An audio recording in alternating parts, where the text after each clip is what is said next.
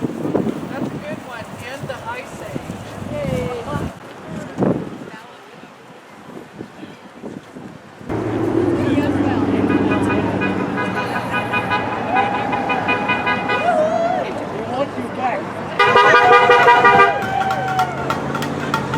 We are at the No King celebration in Columbus, North Carolina.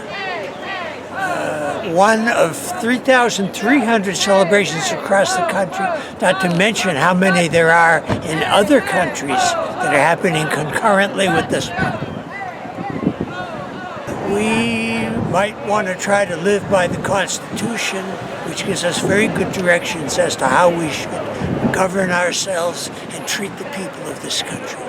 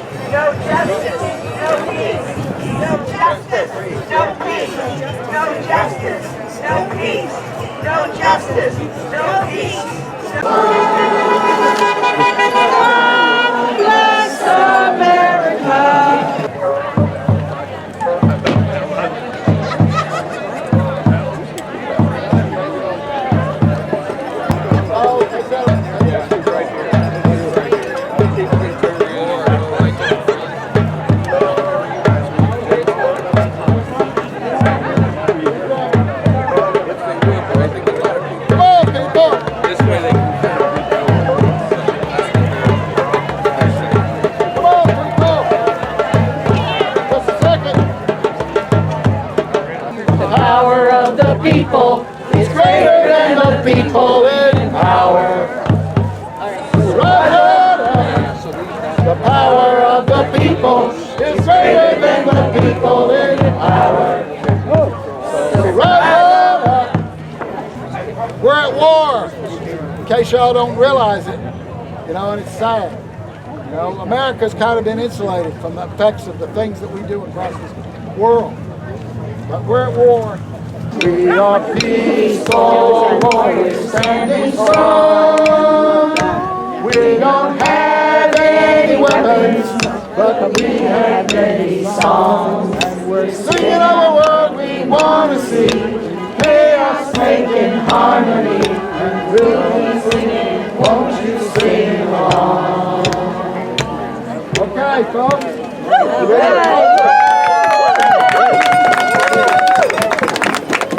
Twins, ladies and gentlemen.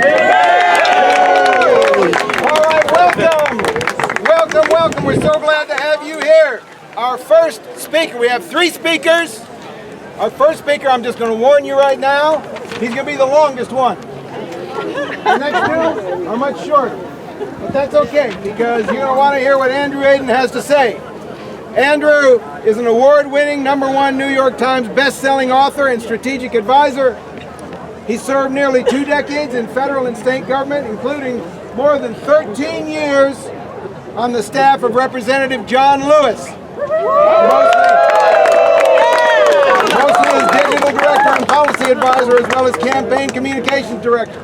As an author, he has won the National Book Award, Coretta Scott King Book Award, Robert F. Kennedy Book Award, and many others for his work as co-author on the seminal comics memoirs, March and Run, with Representative John Lewis. In 2024, he founded the Appalachia Comics Project to help Appalachian people tell their stories through comics, beginning with the history of Hurricane Helene. He's currently writing Taste of Justice about superheroes and food for DC Comics, as well as some other stuff.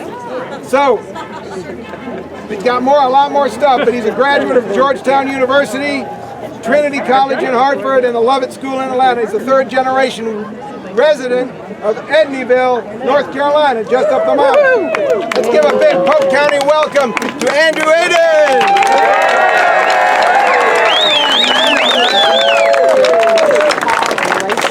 Literally a soapbox, I feel like, right? I'm grateful actually that they took away the mics, because this means we get to be closer. Yep. I think sometimes the biggest problem we've been facing is that we've been too far apart. Yeah. I think we've been sold a myth that there is left and right. People their anger has been fed into. They've been manipulated. They've used social media to try and create these arbitrary tribes so that they can take our money, they can take our wealth, they can take our labor, they can take our humanity. Right on. But let's remember why we're here. This is a No Kings protest. In 1215, the nobles of England opposed their king. And that brought about the Magna Carta, which is the first instance of sort of a democracy, right? And that's the vein of existence through government that we have continued to live in for nearly 1,000 years. The innovation that is the American experiment is something called checks and balances. It is the idea that we have 3 co-equal branches of government. That the judiciary is the referee, that Congress is the people's house, and that the presidency is the one who sets the national agenda, who defends us in times of war, not who makes war, defends us in times of war. And it used to be that our legislators spent their lives understanding what it is to govern. They spent their careers understanding the law and culture, what it is to write, what it is the story of the human experience, what it is you fight for. But over time, our members of Congress have gotten further and further removed from us. It used to be 1 in 25,000 people is what they represented. Now it's 1 to nearly 1 million. We don't see them, we don't hear from them. It's not, we focus so much on Citizens United, but we have lost sight of the ways in which our institutions have been hollowed out from the inside. We are so focused on the presidency, but we have forgotten the fact that it is the checks and the balances that have been destroyed. That's right. Yeah. For decades, we have seen members of Congress lose their expertise, lose their ability to understand the issues that they regulate. We live in a place where we suffered immeasurable loss because we did not have the adequate infrastructure and the emergency preparation when a storm hit. Exactly. Why? Why? Because you can't show me a single member of Congress who understands how a water treatment system works. You can't show me a single member of Congress who has suffered the way we did. They live in these ivory towers. They grow up with things taken care of for them. But I'm different. I did not do that. I was raised by a single mom. My father was an immigrant. I was on scholarship since the 4th grade. When I won the National Book Award, I said to them, there's no math that says I should be here. I am not a chosen child. I had to learn how to fight for myself, for my mother, for my family, and for my people. Right on. And that's why John Lewis and I became friends. We forget so much about his history. We look at him now, we think about Selma, we write it off as a simple agenda. But we don't understand the nuance, the complication, the power of what it was that he was able to overcome. When John Lewis marched in Selma, it was not the beginning. It was the culmination of years of work. And we forget those years. We overlook them. He was a poor boy from rural Alabama. He grew up as a sharecropper's son. He went to scholarship at American Baptist Theological Seminary in Nashville. He worked in the kitchen scrubbing pots and pans just to get an education. I know that feeling all too well. And so when we ask ourselves, what are we fighting for today? We are fighting for the opportunity and the chance for my children and your children and our grandchildren to be able to live in a society where they have the freedom and the opportunity to live a better life than we do.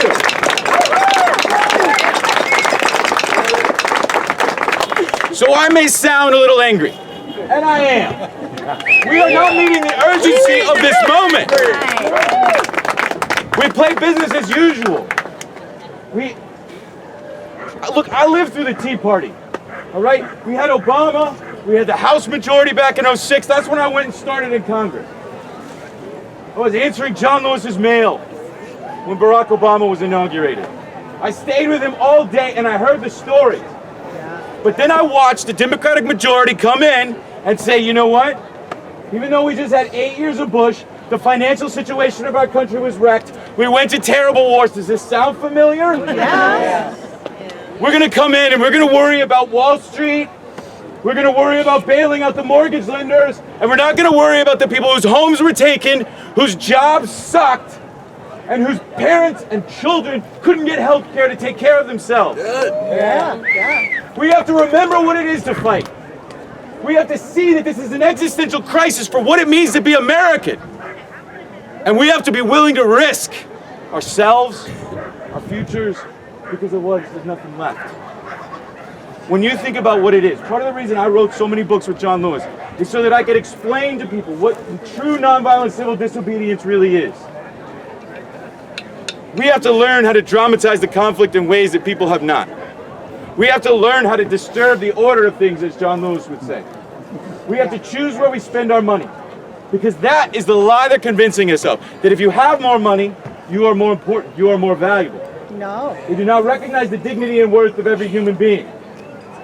And so when we shop at Amazon, or we use FedEx, or we use any of these companies that have bankrolled this administration and their corruption, our dollars are being used to further our own oppression. Boycott. Boycott.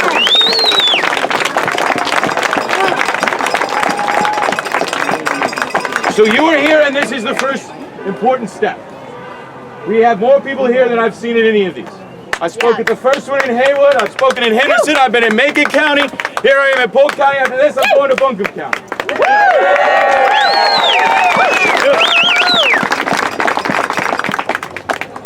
But we have to learn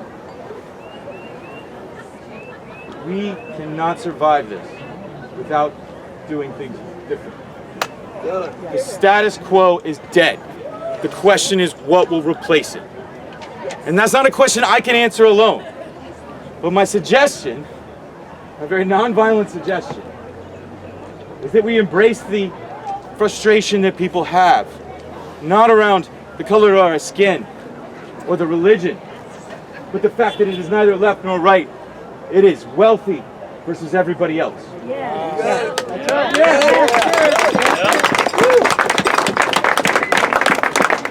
No person could spend $1 billion in a lifetime.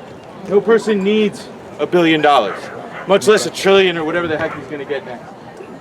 We see this corruption bankrupting the wealth of our nation, the wealth that should be used to feed our poor, to clothe and heal our sick, to educate our children, and it is being spent on bombs and bullets and gold bathrooms.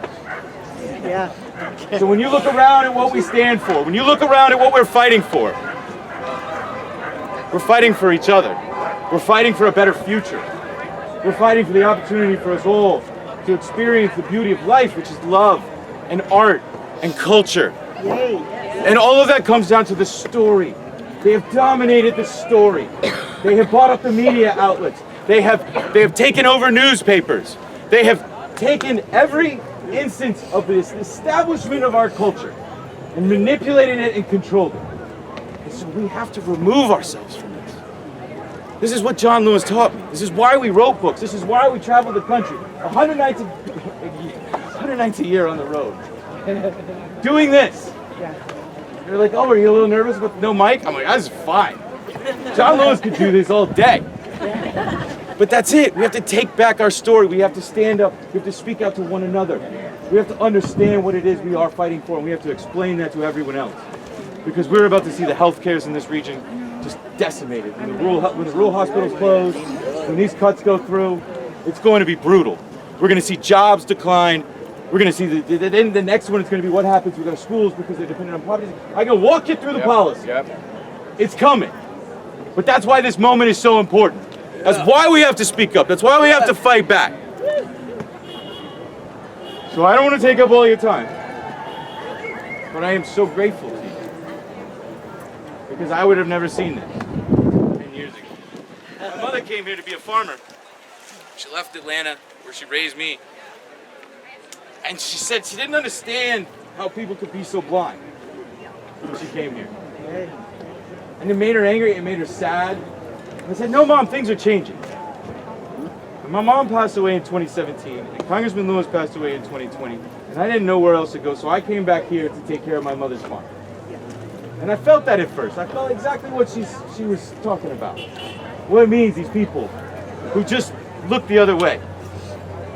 But the more I got on my tractor, the more I learned how to fix it, because I was good at breaking it. The more I got to know my friends who were Bubbas. The more I realized that it was not that they didn't care.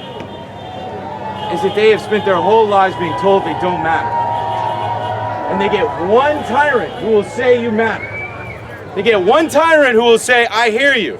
Yes. They get one tyrant who will give them a few dollars in their whole lives, and yeah, they will follow it. And some of that is on us because we wrote them off. We did not reach out, and we looked at it as left versus right, not us versus them. We looked at it through the wrong lens. So we've got to change the way we see them too. I know it might not be easy. But I will never forget when John Lewis sat in his office, I was there, with a man from Rock Hill, South Carolina, who had beaten him in 1961 on the Freedom Ride. And he said, I had witnessed he said he had witnessed the inauguration of Barack Obama, and he knew he had to apologize. And he didn't know if John Lewis would accept it. And he came, he said, I'm sorry. And John Lewis said, I forgive you, brother. And they cried together. We need that moment again. We need that moment 1,000 times. Because I do not believe any person is lost. I do not believe we can give up on any person. I may argue with him a little bit. I may try and convince him. But I believe in the forgiveness. Because it's only then, when we reconcile this great pain that we have suffered, when we stand up, we take back our power, when we fight, then we have to reconcile. It is only then that we can redeem the soul of America. So thank you for being here. We have several more great speakers. Thanks, Sam Edney, for being here. I appreciate you. If you guys want me to sign some books, I'll be right over there. This is not the end. This is just the beginning.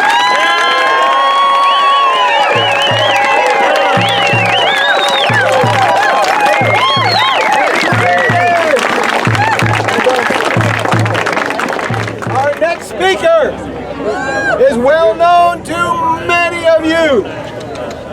His name is Rob Parsons. He's going to preach to us today. Pastor Rob Parsons, his Polk County roots run deep. We love him. We know him. Welcome, Rob Parsons.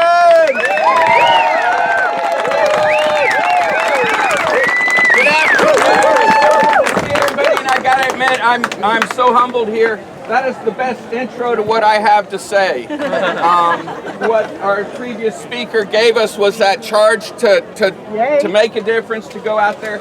So what I want to do today is to give you something you can use at Thanksgiving dinner, right? When you're chatting with loved ones and friends that maybe you've relationships have become strained, but I've heard so much lately from folks. You hear it in the news all the time, people who pray to King Jesus, who's leading us in this holy battle, this holy war.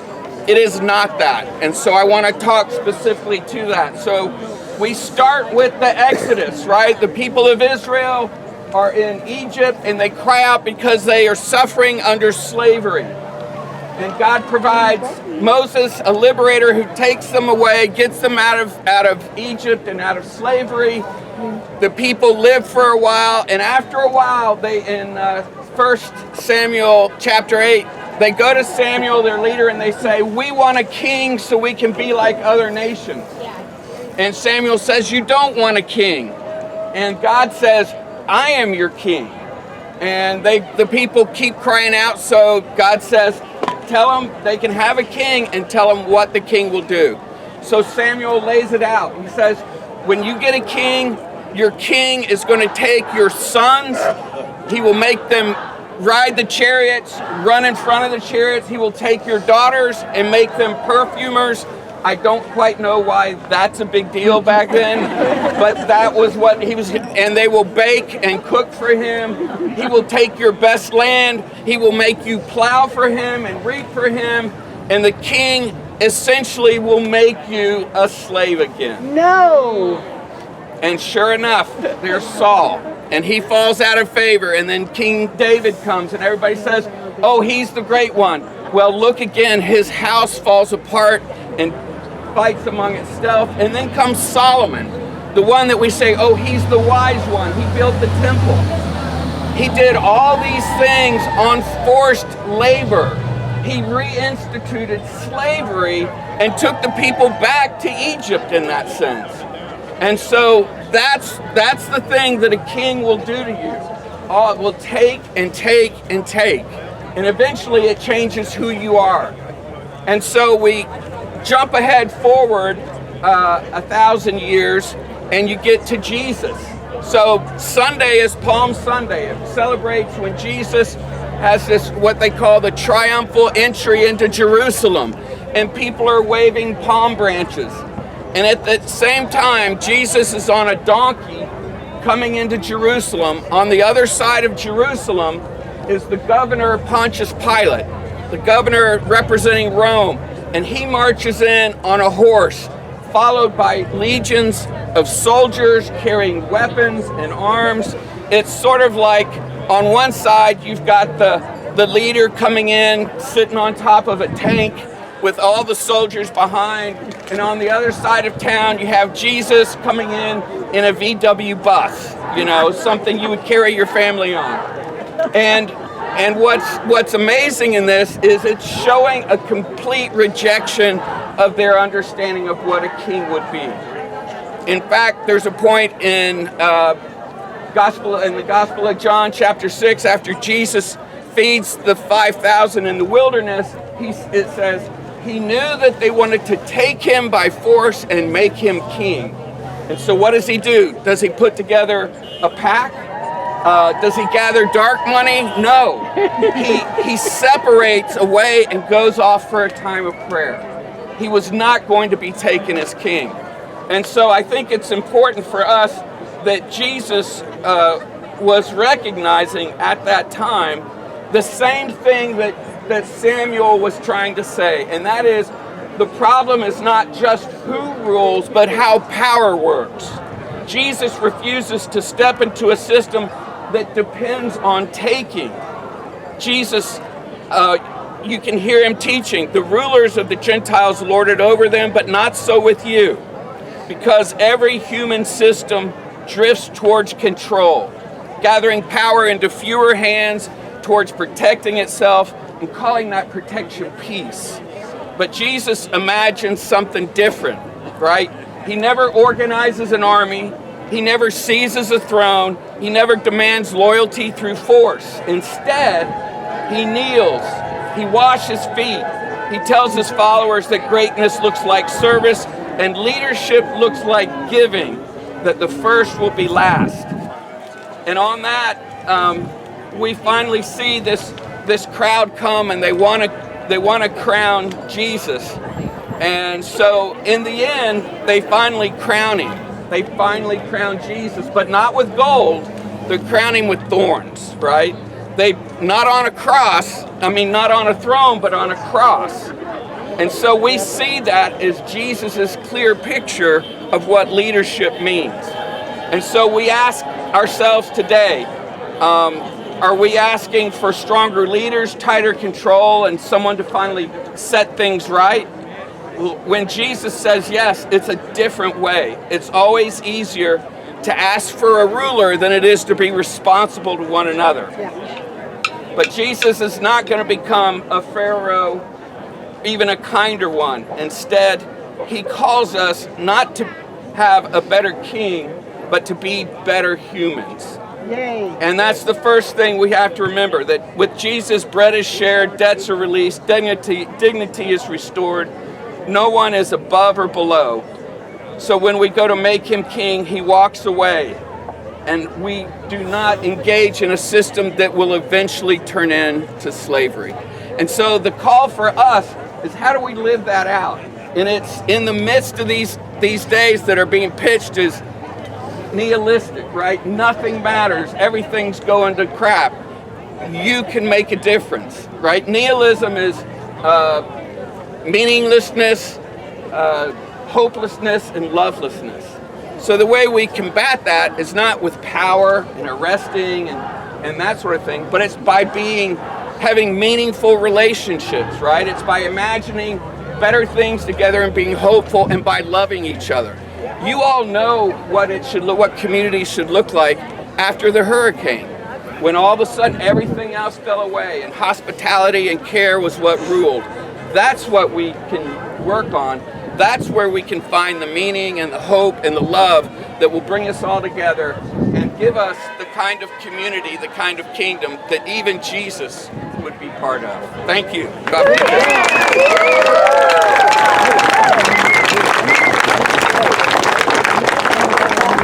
Rob Parsons, ladies and gentlemen. All right. Our final speaker for the day is someone who, for many of you, needs no introduction. Please welcome Sam Edney. Wow. Ulysses S. Grant, in a letter to his father, wrote after the attack on Fort Sumter, "There are but two parties now, traitors and patriots. I am glad to see hundreds of patriots out today. You are joined by millions of patriots across this country. And we are right to be here.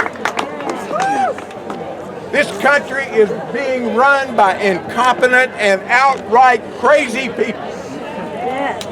Greg Phillips, who runs the recovery office for FEMA, tells us that he was transported to a Waffle House in Rome, Georgia. Well, I got news from Mr. Phillips. My wife transported from Brevard to this park today. She missed Waffle House by a few blocks.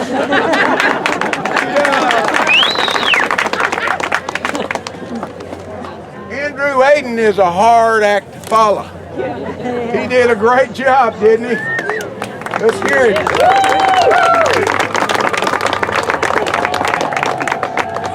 Mark Twain got it right when he said, supporting your country is patriotism, and you should support your country all the time, but support your government when it deserves it. This government does not deserve our support.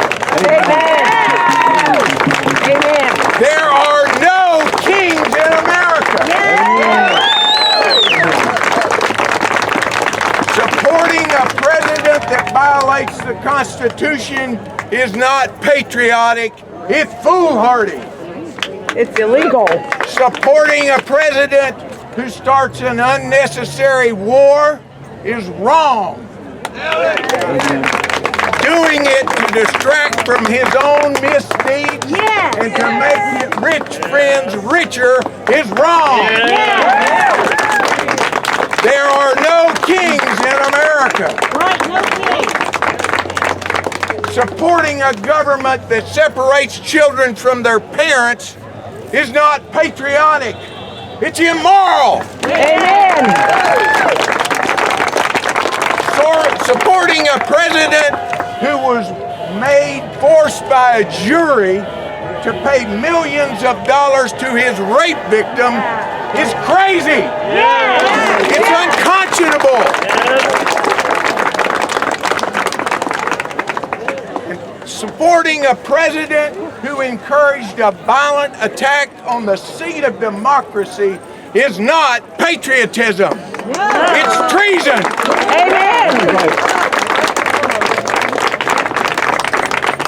And a party that supposedly stands for law and order to downplay what happened on January 6th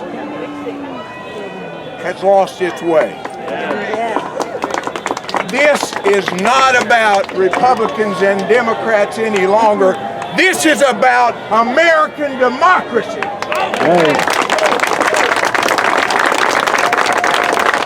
It is right that we are here today. It is right that we peacefully protest. It is right to stand against cruelty. It is right to oppose an unjustified war. It is right to defend our democracy. Protesting is not enough. Protesting is not enough, as Andrew said. We need to let our elected officials know every day that we do not approve of what's going on in this great country. We need to talk to voters, neighbor to neighbor, family to family, and tell them how precious this country is, how precious our democracy is. And finally, we need to elect some Democrats. This country is run from the top down by Republicans. So when you talk to friends and neighbors, ask them, how's this working for you? How is this working for you? Are you happy with the way our country and our state are being run by a party that has lost its way? We need to do three things at the state level, folks. We need to re-elect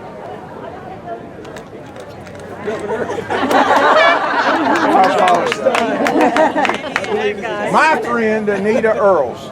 Anita and I, we campaigned together in 2018 when she was running for the North Carolina Supreme Court, and we have got to send her back. We need to send Roy Cooper to the United States, the next senator from North Carolina. And we need to send Jamie Yeager to the House of Representatives.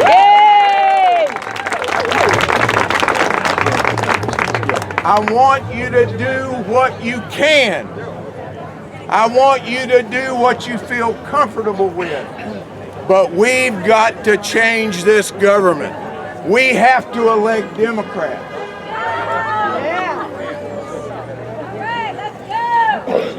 I'm going to close by sharing some of Jane Goodall's wisdom. a short time before she died, she was interviewed. And the interviewer asked her, Miss Goodall, when you're gone, people are going to want to know who you were. Who do you say you were? And Jane Goodall said, I was somebody sent here to give hope to people in dark times. I was sent here as somebody to give hope to people in dark times. We need to give hope to people in these dark times. We need to make sure that our children and our grandchildren know that there's hope when we work together. Thank you very much.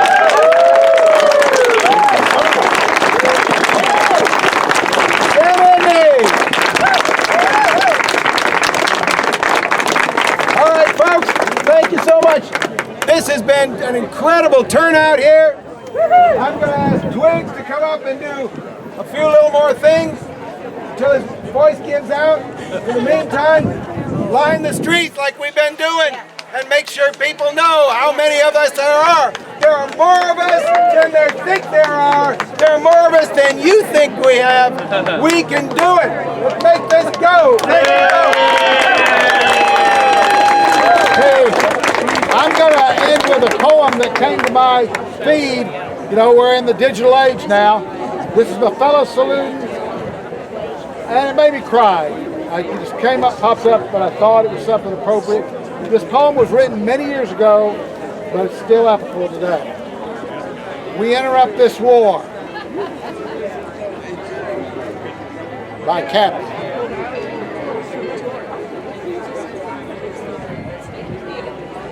We interrupt this war for doctors to heal the sick, poets to write a sonnet, and ministers to teach us, just like they've just done, to love one another. We're in up this war for economists to find a way to balance the national budget, for people to find jobs, authorities to get rid of the drug lords, and minorities to find a place in this world. We're in up this war to find our future.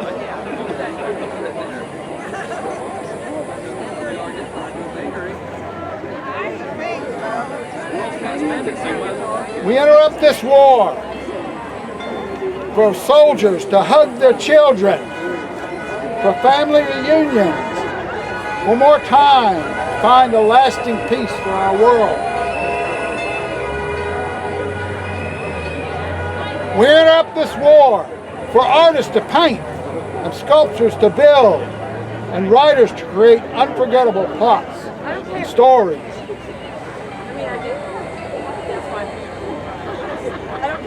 We interrupt this war so that we might feed the hungry, save the whales, and cure cancer and AIDS.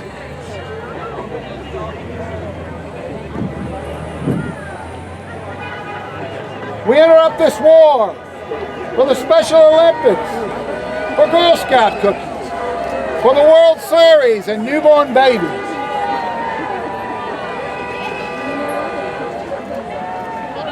We interrupt this war to care for the aged, to be kind to animals, to save with others, share with others.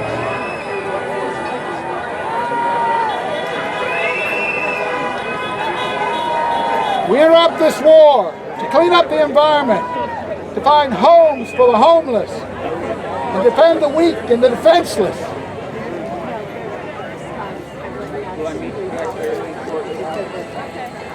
We interrupt this war to marvel in a sunset, to enjoy a child's laughter, and to sing a love song. We interrupt this war to hear a message from the number one sponsor, Thou Shalt Not Kill. This was written by Cappy, fellow Saluda, a fellow human being, someone that I've learned to love in the short time I've known. But it's somebody from Polk County. Thank you all.